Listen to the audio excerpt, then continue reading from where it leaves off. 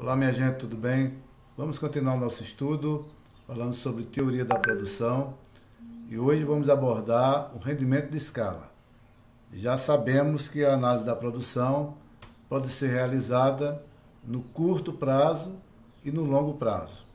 No curto prazo, pelo menos um fator é fixo e o outros ou os demais fatores são variáveis. Com isso já dá para a gente ter a ideia também de que se eu tenho um fator fixo e fator variável, eu vou ter também custo fixo e custo variável no curto prazo, analisando a produção da empresa.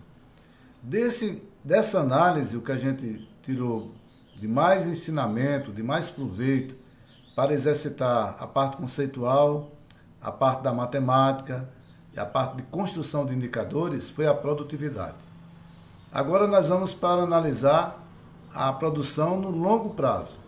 Então, no longo prazo, se eu ajustar aqui, né, a imagem para que todo mundo possa ver, né, no longo prazo, o que é que nós temos? Nós temos fatores variáveis. No longo prazo, tudo pode mudar. Eu posso comprar mais máquinas, mais equipamentos, né, além dos insumos, né, que são modificados ao longo da produção, eu posso mudar todo, né, o conjunto de recursos. Então, fica essa classificação para a gente de forma bem objetiva. Eu posso analisar no curto prazo, eu tenho pelo menos um fator fixo e os demais variáveis. Mas no longo prazo, todos os fatores são variáveis. E agora eu vou observar o comportamento de outro indicador. E qual seria o indicador? O indicador rendimento de escala. Então, nesse sentido, vamos pensar, né? Nós temos aqui curto prazo, fatores fixos, fatores variáveis. Se eu tenho curto prazo, o indicador que eu vou estudar vai ser a produtividade. Então, vou medir a produtividade do conjunto de recursos, né, que eu tenho. Eu vou medir a produtividade de cada unidade que for utilizada. Seja mão de obra, né, seja qualquer tipo de insumo que eu tenha utilizado no processo produtivo. Então, a produtividade média, ele analisa o grupo, o conjunto de recursos e mede o desempenho de cada unidade aplicada naquele grupo ou daquele grupo. Já a produtividade marginal, eu só vou observar quando houver mudança no uso do recurso. E ela vai me indicar o quê? Vai me indicar a unidade que foi acrescentada no conjunto da produção, gerou quantas unidades novas, né, na produção. Então, eu vou medir o desempenho dos novos recursos. É essa base que a gente está revisando agora. Então, produtividade média, eu olho para o conjunto de recursos e vou medir o desempenho de cada um deles, que foi aplicado. E a produtividade marginal, eu olho para os novos recursos que foram utilizados e vou medir o desempenho, né, de cada um deles, né, que foi aplicado no processo produtivo. Se for insumos, eu vou procurar a unidade, quilos, litros, gramas, né? Pessoas, eu vou procurar a quantidade de pessoas ou a quantidade de horas que foi trabalhado naquele período. Enfim, é o conceito que a gente já trabalhou. Agora a gente tem que olhar o conjunto de longo prazo. Então, todos os fatores são variáveis. Se você pegar uma tabela, observar a tabela, os recursos que estão sendo apresentados na tabela, a produção é equivalente a cada recurso que foi aplicado. Se você observa que tem um fator fixo, então você já sabe, é análise de curto prazo. Se tem, né, se não tem um fator fixo e todos os dados da tabela são variáveis, você já sabe, a análise é de longo prazo. Então vamos ver como é que poderia ser, né, feito essa análise de rendimento de escala. Então vamos recapitular. Tem fatores, a economia usa da sabedoria para simplificar e entender melhor o processo. Nós temos vários fatores, mas vamos utilizar o estudo com base em 2 fatores. Fica mais, né, claro, né, a importância do rendimento de escala na atividade produtiva.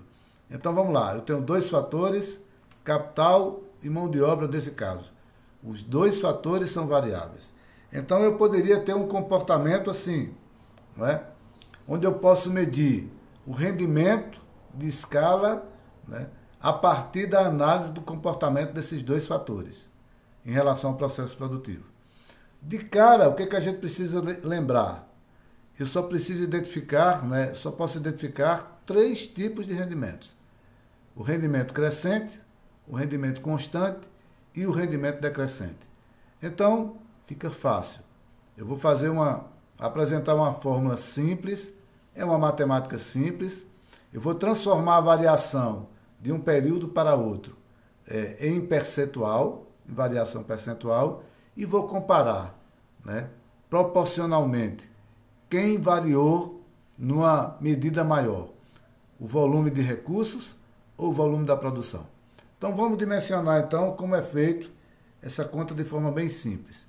Eu tenho aqui, deixa eu mudar aqui a posição, para todo mundo possa ver melhor. Então eu tenho aqui, né, um exemplo direto. Variou no processo produtivo de um período para outro a quantidade do recurso em média de 10%. Variou a produção, eu aumentei a quantidade de recursos e o resultado da produção, né, de um período para outro aumentou em 15%. Né? Estou olhando aqui mais de 10%, 15%. Então veja, eu tenho 10% de um período para outro, 10% de variação dos insumos, né, para mais, e eu tenho 15% na variação da produção. Então eu posso dizer, né, com segurança de que nesse caso, com os dados que eu estou analisando, né, com essa proporção de variação que sofreram os recursos e que sofreu a produção, eu posso dizer que eu tenho um rendimento de escala crescente. Proporcionalmente, o resultado da produção foi maior do que os gastos realizados com insumos. Qual é a vantagem da empresa? Se ela tem rendimento crescente, ela tem uma vantagem de redução de custo por unidade produzida. A empresa que não tem rendimento de escala crescente, ela tem um acréscimo de custo por unidade produzida. Então, vamos fazer assim, vai ficar fácil. Vamos medir o percentual de variação dos recursos e o percentual de variação da produção. Se a vantagem proporcionalmente for para a produção, rendimento crescente. Se for igual, 10% dos recursos aumentaram. Gerou 10% a mais da produção, rendimento constante. E se for desproporcional ou desfavorável ao resultado da produção, no caso, 10% de variação dos recursos e 5% de variação da produção, então a vantagem, né, não é boa para a empresa. Ela aumentou a quantidade de recursos, mas a produção que foi incrementada, né, foi incrementada num volume inferior. Então o rendimento de escala é decrescente. Só para vocês poderem depois revisar, vou fazer os exemplos aqui devagar para todo mundo observar, né, como é feito. Primeiro está aqui, deixa eu mudar minha posição de novo, né, para todo mundo ver melhor. Então está aqui. Então o que eu tenho aqui? Ó? Eu tenho 2 períodos, período 1 e 2. Eu tenho mão de obra variando de 10 para 20. Né? Aí poderia ser em horas de trabalho, poderia ser também em pessoas contratadas. Vamos simplificar, vamos pensar em pessoas para facilitar. Eu tenho capital, né, em unidades também, né, de horas que foi trabalhado naquele período, mas eu poderia também em equipamentos que foram adquiridos, né, para a atividade na empresa. E eu tenho uma produção. Então é uma tabela simples. No primeiro ano, no primeiro período, a produção foi de 5.000 quilos, utilizando 10 unidades de mão de obra e 10 unidades de capital. No segundo ano, a produção foi de 20, eu utilizei 20 unidades de trabalho, 20 unidades de capital e a produção foi 12.000. O que eu tenho que fazer? Medir a variação. A fórmula está dada. Qual a variação da mão de obra? Qual a variação do capital? Qual a variação da produção em percentuais? Então vamos calcular. Já está dado aqui né? Para a produção, para a mão de obra, a variação foi 100%. Era 10, passou para 20. Para o capital, a variação foi 100%. Era 5, passou para 10. E para a produção, a variação foi de 140%. Era 5 mil quilos, passou para 12 mil quilos. Então, essa variação, né, maior, proporcionalmente maior, para a produção, me dá um indicador de rendimento de escala crescente. Outro exemplo, o exemplo de rendimento constante de escala. A variação tem que ser equilibrada, proporcional. 10%, 10% na produção. 20% nos recursos, 20% na produção. Então vamos analisar aqui devagar, do mesmo jeito. Olha o quadro, eu tenho 2 períodos. Vamos manter a mão de obra e o capital do mesmo jeito, 10 e 20, a variação de um período para outro, 5 e 10. E olha a produção. Ao invés de 12, agora a gente tem 10 mil. Então a produção cresceu de 5 mil para 10 mil. Quando a gente usa a fórmula, o que a gente encontra? A variação de 100% nos recursos e a variação de 100% na produção. Então o rendimento de escala é constante.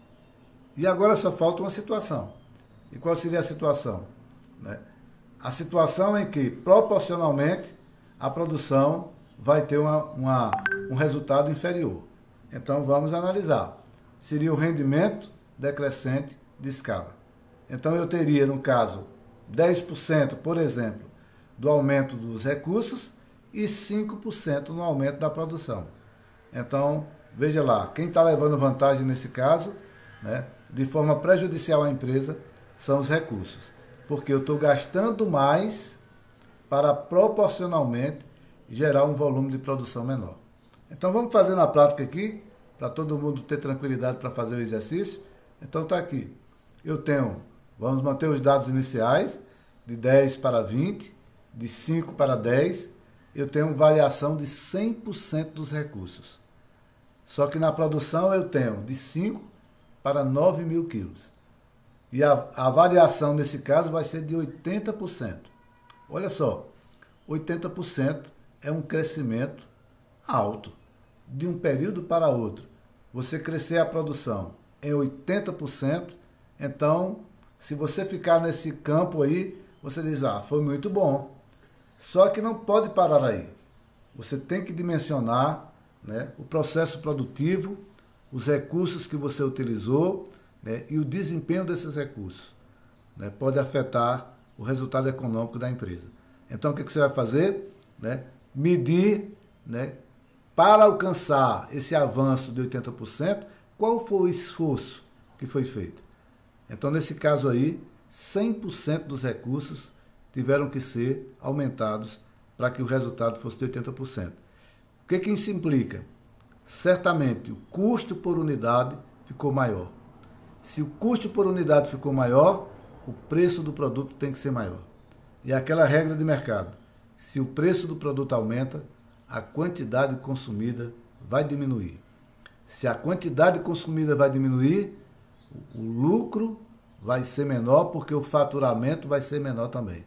Então mexe em todo o ciclo, né, não só produtivo, mas financeiro, né, da empresa.